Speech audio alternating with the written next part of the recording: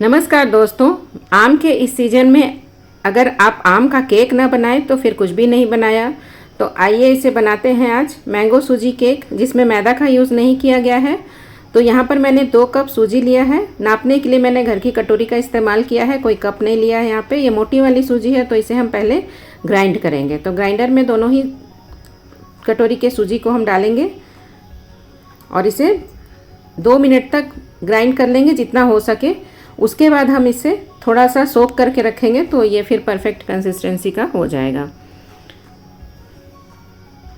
तो ग्राइंड करने के बाद सूजी को एक बाउल में शिफ्ट करेंगे। अब इसी में 1 कप या 1 कटोरी ताज़ी दही लेनी है। दही कैसे भी हो चलेगी, पतली गाढ़ी कुछ से उससे कोई फ़र्क नहीं पड़ता है। तो दही की गुठलियाँ हटाने के लिए उसे भी मैंने एक बार ग्राइंड कर दिया है और सूजी में मिक्स कर दिया है।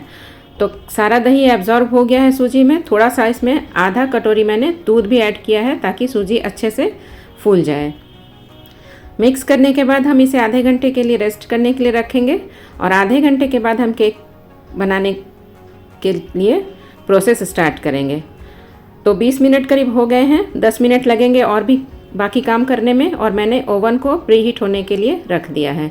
तो यहाँ पर हमें 1 कटोरी प्यूरी चाहिए आम की, तो उसी हिसाब से आम लेना है और आम के पल्प को भी ग्राइंडर में डालकर प्यूरी बना लेनी है। तो जो ग्राइंडर यूज़ किया मैंने उसी को इस्तेमाल किया है, धोने की ज़रूरत नहीं है क्योंकि सभी चीज़ें केक की ही हम कर रहे हैं इसमें।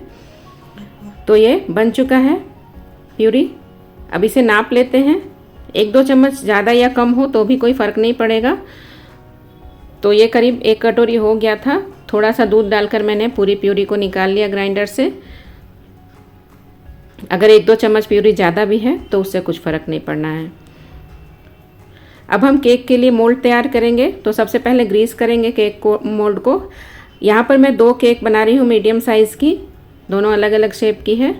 तो कोई भी अनफ्लेवर्ड ऑयल इस्तेमाल करना है केक के लिए। तो अच्छी तरह ग्रीस करने के बाद उसमें 1-1 टेबल स्पून हम मैदा डालेंगे और अच्छे से कोट करेंगे। इसके बाद हमें कोई भी बेकिंग शीट वगैरह डालने की ज़रूरत नहीं पड़ेगी, केक बहुत अच्छे से बाहर निकल आएगा।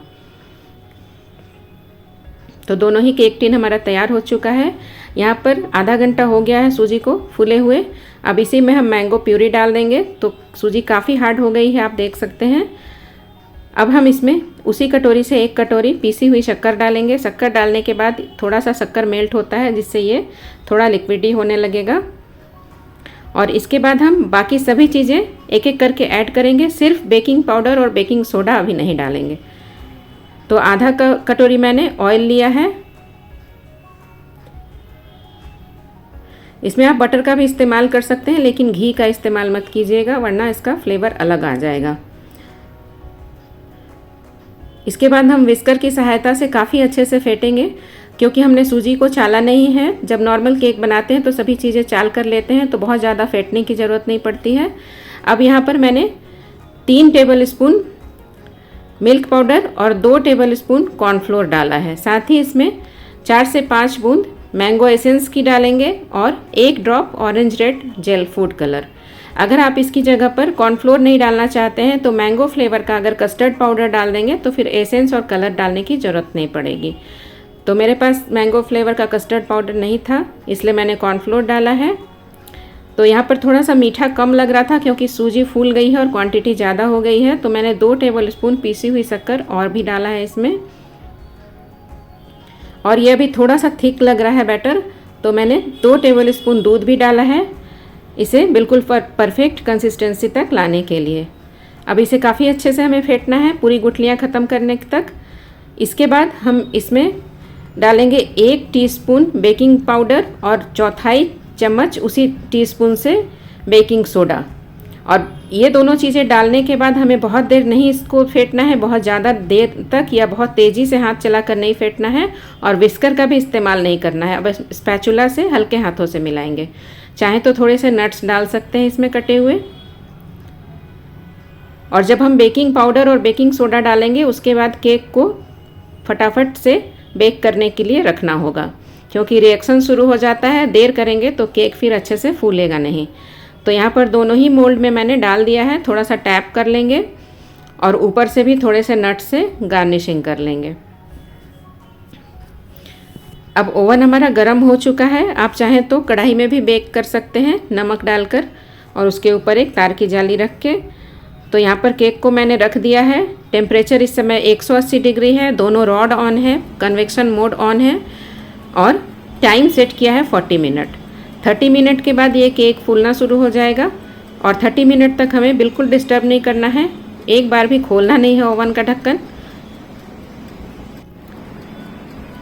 20 मिनट के बाद केक फूलना शुरू हो गया है और 40 मिनट के बाद हम टूथपिक की सहायता से चेक करेंगे।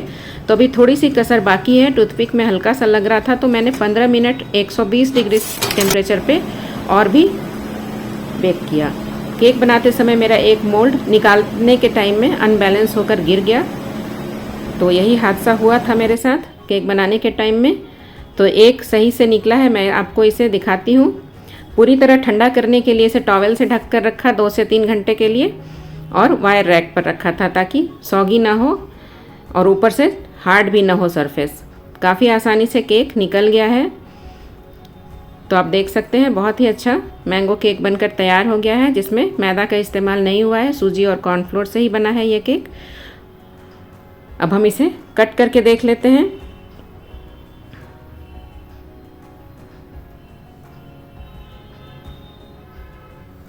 तो बिल्कुल परफेक्ट केक बना है। तो आप इस केक को बनाएं और इन्जॉय करें। और जो केक का मोल्ड गिर गया वो केक थोड़ा क्रैक हो गया था, लेकिन कोई बात नहीं, ये घर में खाने के लिए ही बनाया है मैंने।